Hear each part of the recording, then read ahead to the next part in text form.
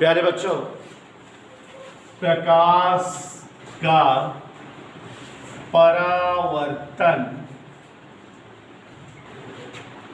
अपवर्तन, ये हमारा पहला पार्ट है कक्षा 12 फिजिक्स सेकंड पेपर का। और ये पहले लेसन जो हमारे सामने आया हुआ है, इस पहले लेसन से रिलेटेड आज आपको न्यूमेरिकल समझाने जा रहे हैं। और न्यूमेरिकल तभी आ सकता है जबकि आपको फार्मूले क्लियर रहे।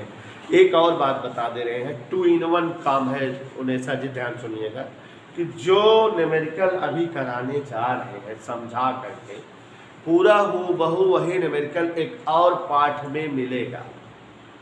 तो यहाँ समझे रहोगे तो वहाँ आराम से लगा लोगे, यही न्यूमेरिकल वे वहाँ मिलेंगे।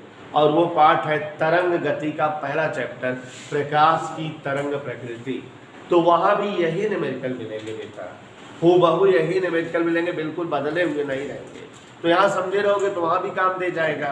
कौन सा चैप्टर? प्रकाश की तरंग प्रकृति, तरंग गति का पहला लेसन जो है उसी में मिलेगा ये न्यूमेरिकल। उसमें इतने ही न्यूमेरिकल हैं जो उतना बोले हैं, 15 न्यूमेरिकल है। तो बाय द वे यहाँ पहले आपको बहुत सारी चीज़ें समझा रहे हैं। सबसे पहले जो लोग नहीं पढ़े हैं उन्हें भी सूत्र वगैरह समझ में आ जाए, इसलिए ध्यान दीजिएगा। मिस्टर देवेश चंद्र पांडे, अपवर्तनांक, यहाँ पर देखिए अपवर्तनांक 1n2 मीन्स पहले माध्यम के सापेक्ष। पहला सूत्र यही है जो बता रहा हूँ, पहले माध्यम के सापेक्ष दूसरे माध्यम का अपवर्तनांक हमेशा साइन आई बटे साइन आर, ये स्नेल सूत्र है। पहले माध्यम में आपतन कोण बटे दूसरे माध्यम में अपवर्तन कोण की साइन। Is that clear? और इसी का दूसरा सूत्र है V1 अपान V2, माने पहले माध्यम में प्रकाश की चाल बटे दूसरे माध्यम में प्रकाश की चाल, इसको भी हम बोलते हैं अपवर्तनांक। पहले माध्यम के सापेक्ष दूसरे माध्यम का अपवर्तनांक, पहले माध्यम के सापेक्ष दूसरे माध्यम का अपवर्तनांक। यह लिखा हुआ है, पहले माध्यम के सापेक्ष दूसरे माध्यम का अपवर्तनांक 1n2 बराबर साइन आई बटे साइन आर या B1 बटे B2।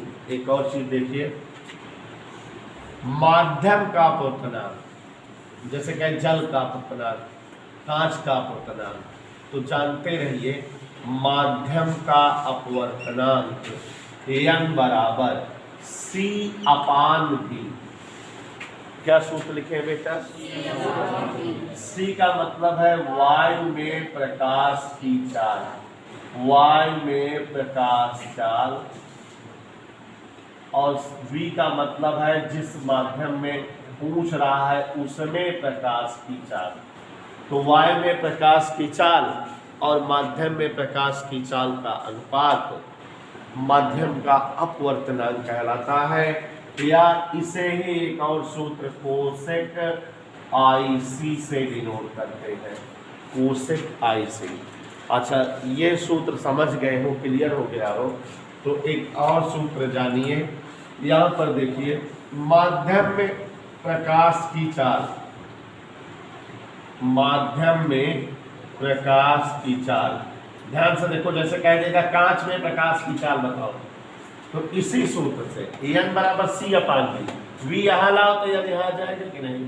तो C बटा A।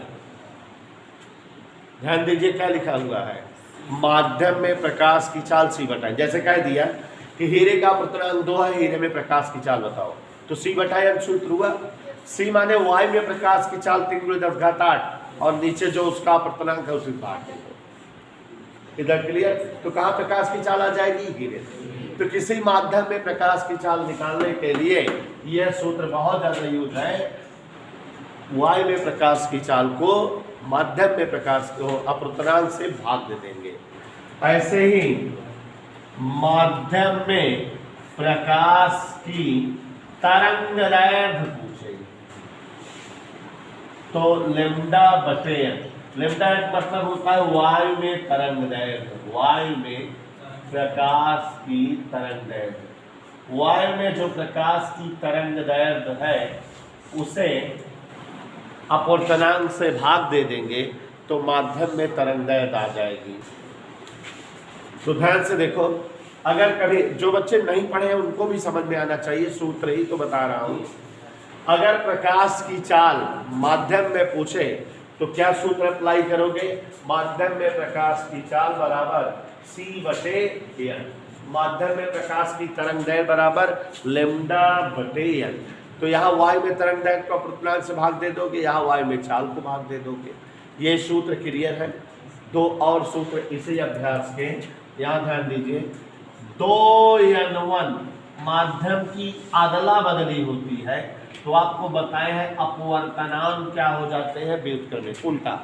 जैसे कहें जल के सापेक्ष कांच का अपवर्तनांक 9/8 है तो कांच के सापेक्ष जल का अपवर्तनांक 8/9, ठीक है, पलट जाएगा।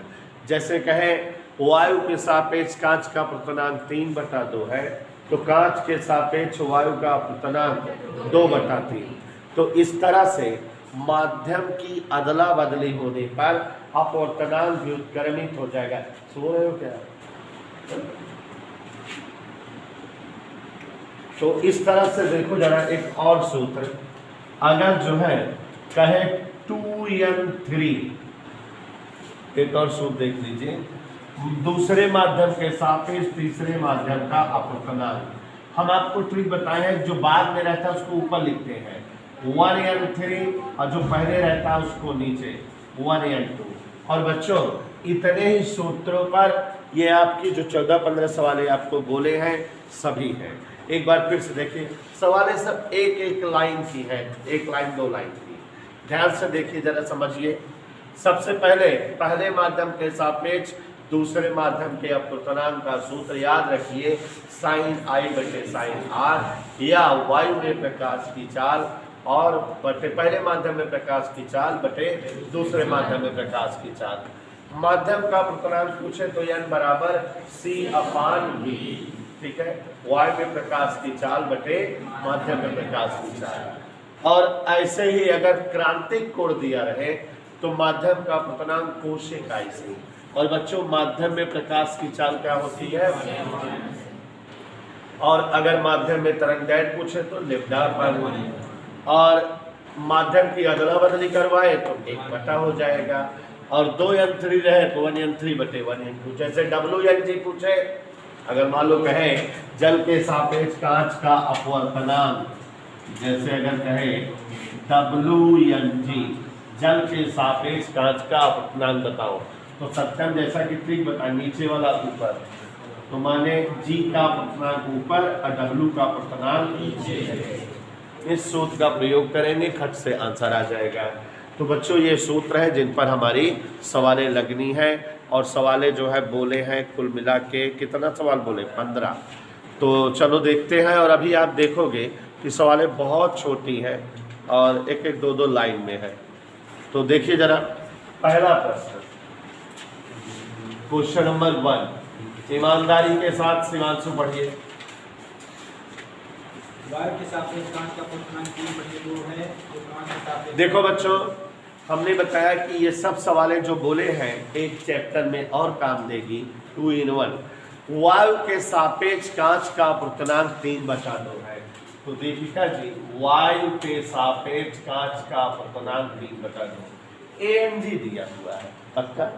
कह रहा GNA बताओ, कांच के सापेक्ष वायु का अपवर्तनांक बताओ। अब कुछ पता है, माध्यम की अदला बदली होती है तो अपवर्तनांक व्युत्क्रमित हो जाता है, तो ये क्या हो जाएगा? 2/3। पलट गया। दूसरा पढ़िए जनाब। वायु में प्रकाश की चाल 3 में 10⁸ मीटर प्रति सेकंड है, तो हीरे में प्रकाश की चाल क्या? हाँ देखिए जरा, इधर प्रश्न पढ़ रहे हैं, ध्यान से सुनिए। वायु में प्रकाश की चाल से 3 × 10⁸ मीटर पर सेकंड है। हीरे में प्रकाश की चाल, बेलास्टीन डायमंड बताइए, जबकि हीरे का अपवर्तनांक N फॉर डायमंड 2। ये देखो जरा, अभी सूत्र बताए हैं, माध्यम में प्रकाश की चाल सी बताए हैं, माने हीरे में प्रकाश की चाल C/AN, यही फार्मूला लगा था। और ईश्वर का नाम ले, C का मान 3 × 10⁸ और हीरे का अपूर्णांक 2, इसको भाग देंगे तो 1.5 × 10⁸ मीटर/सेकंड। प्यारे बच्चों, प्रकाश की चाल कहाँ पता लग जाएगी? माध्यम में। आगे पढ़ो। हीरे में वायु के सापेक्ष कांच का अपूर्णांक 3/2 है, तो कांच में वायु के प्रकाश की चाल बताओ। देखो, वायु के सापेक्ष कांच का अपूर्णांक, प्यारे बच्चों, वायु के सापेक्ष कांच का अपूर्णांक 3/2। हमको कह रहा है कांच में प्रकाश की चाल V इन कांच।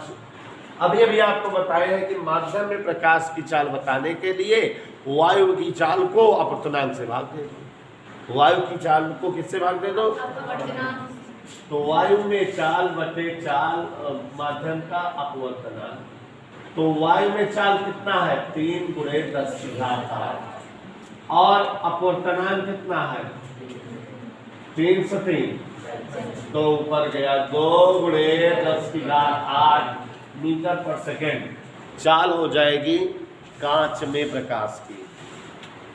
वायु के सापेक्ष कांच का अपूर्णांक 3/2 है तथा वायु के सापेक्ष जल का अपूर्णांक 4/3 है, तो जल के सापेक्ष कांच। हाँ, अगला क्वेश्चन देखिए जरा, ये भी थोड़ा टेस्टी सवाल है। क्वेश्चन नंबर 4, सभी लोग ध्यान से सुनिए, पढ़ रहा हूँ। वायु के सापेक्ष कांच का अपवर्तनांक बोले तो ANG 3/2। फिर कह रहा है वायु के सापेक्ष जल का अपवर्तनांक बोले तो ANW, A फॉर वायु और W फॉर वाटर, जल, 4/3 है।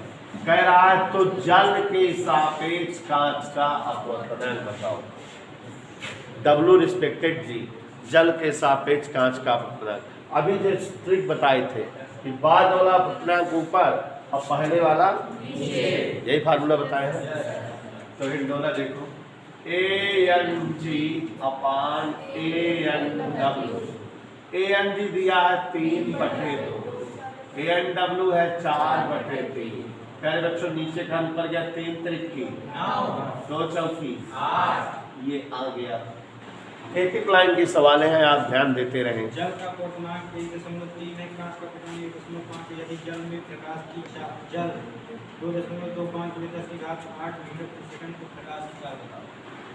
ये 2 सवाल इकट्ठा पढ़ दिया। हाँ, सुस्मी पढ़ो। जल का अपूर्णांक 1.3 है और जल का अपवर्तनांक 1.3 है। कांच का अपूर्णांक 1.5 है। कांच का अपवर्तनांक 1.5 है। जल में प्रकाश की चाल 2.25 × 10⁸ है। जल में प्रकाश की चाल इन जल 2.5 × 10⁸ मीटर/सेकंड है। तो कांच में प्रकाश की चाल बताओ, यही प्रश्न है। अब 1.125 क्या पढ़ रहे थे? 2.5 लगेगा तो 2.25। तो गौर से देखिएगा, इसको समझने का प्रयास करिए। बड़ी मजेदार टेस्टी सवाल है। एक बार फिर से,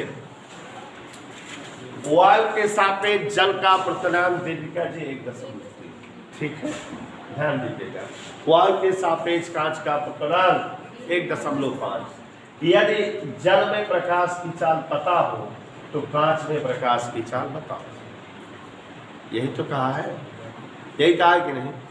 पक्का यही कहा है।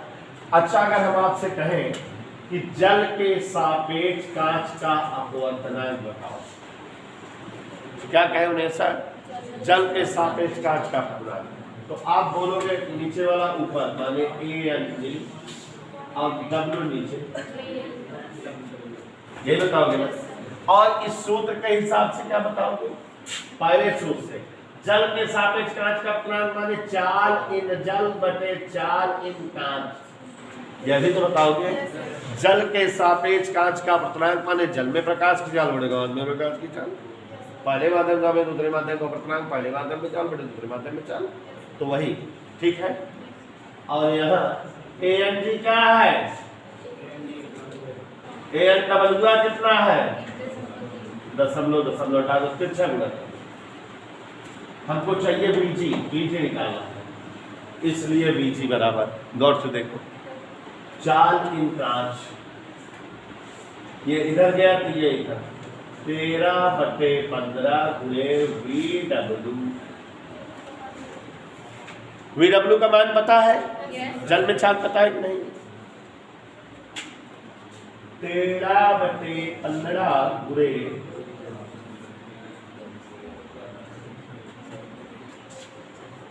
मजा आया? सुने, आपको कैलकुलेशन बहुत तेज है आप लोगों का। 15 में 15 बार का, अब 15 13 गुणक है, माने 225 में 30 में 195 का 15 3 45 की 5 से 4 15 कम 15 4 2 1 बताए तो फसल करके 195 है। हम कैसे कि 15 में 225 होता है, लेकिन 13 बार हमारे 2 15 घटाएगा तो 225 30 घटा देंगे, 205 व्यवहार में। प्रश्न नंबर 6, वायु में 6000 इलेक्ट्रॉन तरंग दैर्घ्य का प्रकाश 1.5 अपूर्णांक वाले माध्यम से प्रवेश करता है। माध्यम में इसका वेग तथा आवृत्ति क्या होगी, जबकि वायु में प्रकाश का वेग था। देखो बच्चों, ये क्वेश्चन थोड़ा सा टेक्निकल है, ध्यान से समझिए तो आ जाएगा, ठीक है? टेक्निकल क्वेश्चन है, थोड़ा सा टेक्निकल है, ज़्यादा नहीं। प्रश्न पढ़ रहे हैं, ध्यान सुनिएगा। वायु में 6000 एंगस्ट्रॉम तरंग दैर्घ्य वाला प्रकाश, तो मतलब वायु में तरंग दैर्घ्य दी हुई है 6000 एंगस्ट्रॉम। एंगस्ट्रॉम का मतलब होता है बच्चों 10⁻⁻10 मीटर। वायु में 6000 एंगस्ट्रॉम तरंग दैर्घ्य का प्रकाश 1.5 अपूर्णांक वाले माध्यम में प्रवेश करता है। यही है ना? किस माध्यम में प्रवेश करता है? जिसका अपवर्तनांक 1.5 है। तो माध्यम में प्रकाश की चाल बताना है, और वायु में प्रकाश की चाल 3 × 10⁸ मीटर पर सेकेंड दी हुई है। माध्यम में आवृत्ति भी बतानी है, ये पूछ रहा है ना? माध्यम में प्रकाश की चाल और माध्यम में आवृत्ति, इधर क्लियर? तो अब अपने आप समझिए बेटा कि जब कोई प्रकाश किसी माध्यम में प्रवेश करता है तो आपको हम बताए हैं कि माध्यम में उस प्रकाश की चाल C/N हो जाती है। तो माध्यम में प्रकाश की चाल V = C/N।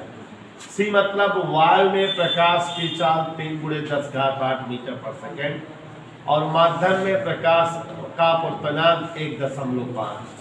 यहाँ देखो, ये 1.5 है और ये 3 है, भाग देंगे 1.5 दूनी 3, 2 × 10⁸ मीटर पर सेकेंड। माने जल में जो प्रवेश कर रहा प्रकाश या माध्यम में जो प्रवेश कर रहा प्रकाश, उसकी चाल पता लग गई। हमको तरंग दैर्घ्य आवृत्ति बतानी है।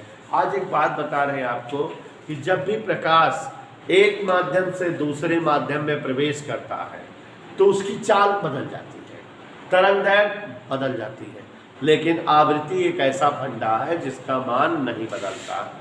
जो आवृत्ति निर्वात में होती है वही आवृत्ति कहाँ होती है? माध्यम। आवृत्ति में बदलाव। तो अब यहां देखो, वायु में C बराबर प्रकाश की चाल C। सूत्र याद रखो आवृत्ति और तरंग दैर्घ्य के पदों में। जैसे आप ध्वनि वाले चैप्टर में पढ़े थे, B = यंग लैम्डा पढ़े थे ना, ध्वनि की चाल आवृत्ति गुणे तरंग दैर्घ्य। तो ऐसे ही प्रकाश की चाल C बराबर आवृत्ति माने न्यू, प्रकाश की आवृत्ति को न्यू से लिखते हैं, और तरंग दैर्घ्य माने लैम्डा, माने C बराबर क्या होता है? New lambda. तो इसका प्रयोग करेंगे, C बराबर न्यू लैम्डा माने न्यू लैम्डा नॉट। तो न्यू बराबर C/λ।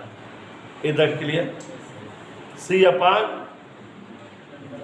C की जगह 3 × 10⁸। लैम्डा नॉट आया हुआ है 6000 × 10⁻⁻। 10 ऊपर गया, ऋण 10, तो 10 8 18, और 1 2 3 कम हो जाएगा, क्या हो जाएगा? 10⁻। समझ आ रहा है? 19 जैसे तुम्हारे कैलकुलेशन सुषमी को बताई थी, ये 10 इसमें चुरा लो, 30 हो जाएगा, 6 से भाग दो, 10 चुरा लिए तो एक घात घट गई, और आवृत्ति का मात्रक खर्च होता है। ये तरीका हो गया बेटा। तो मतलब B बराबर C/N, ये तो सरल था माध्यम में प्रकाश की चाल निकालने का।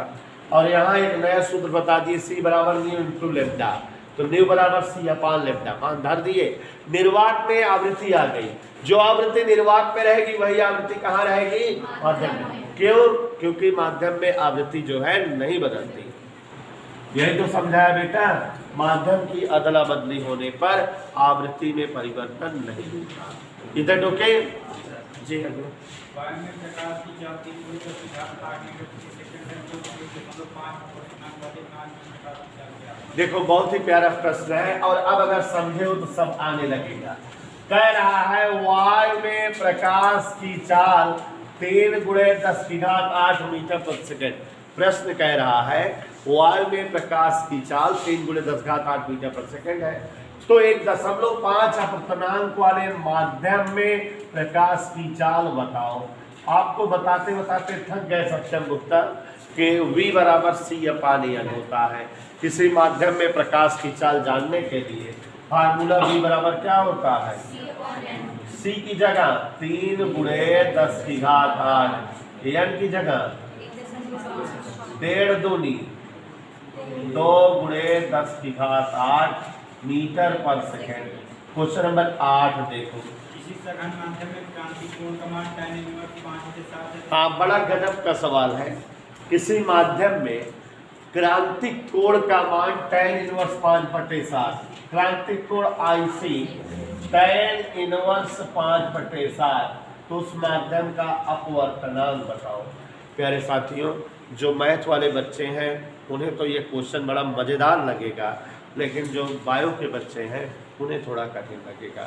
तो मैं बताने जा रहा हूँ कि सबको समझ में आ जाए, मेरा पर्पज ऐसा है। देखो जरा, क्रांतिक कोण दे के अपवर्तनांक पूछ रहा है। यहाँ ध्यान से देखो जरा, IC बराबर tan इनवर्स 5 ऐसे दिया है।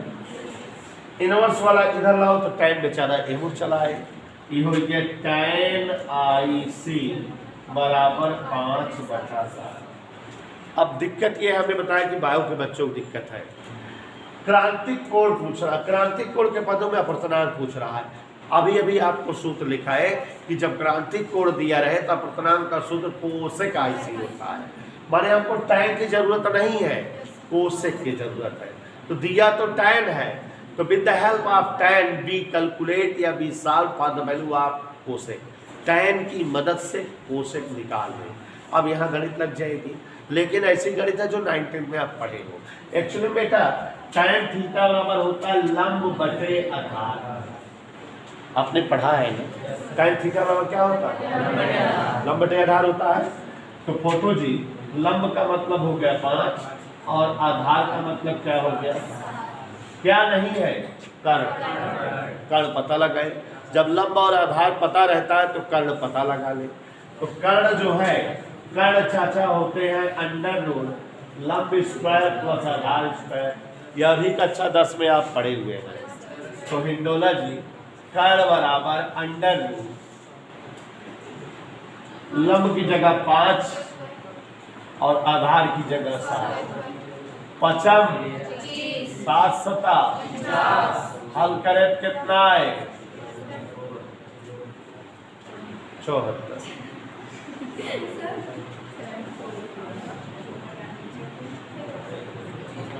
क्या हो? कोई दिक्कत? कैलकुलेशन है। अब ये कर्ण आ गया 74, ठीक है।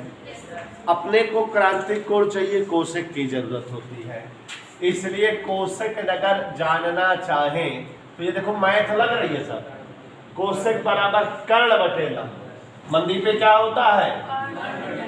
कर्ण कितना है बा? √74 और लंब कितना बा? तो अब हम यंग निकाल लेंगे।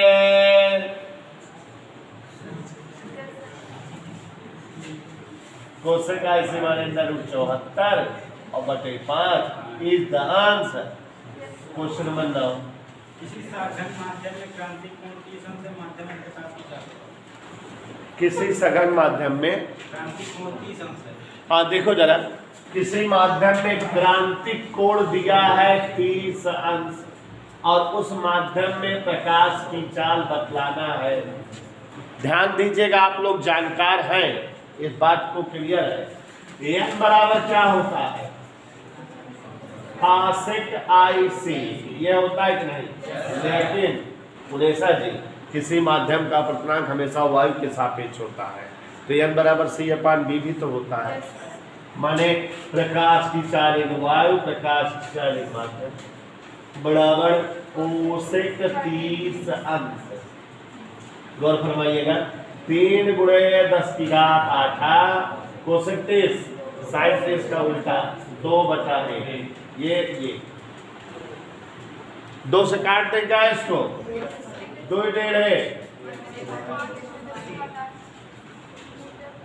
ये आंसर आप चाल 5 माध्यम। क्वेश्चन नंबर 10, वायु के सापेक्ष कांच में हीरे का अपर्तनांक 1.5 और 2.4 है, तो कांच 1 मिनट फिर से पढ़ो।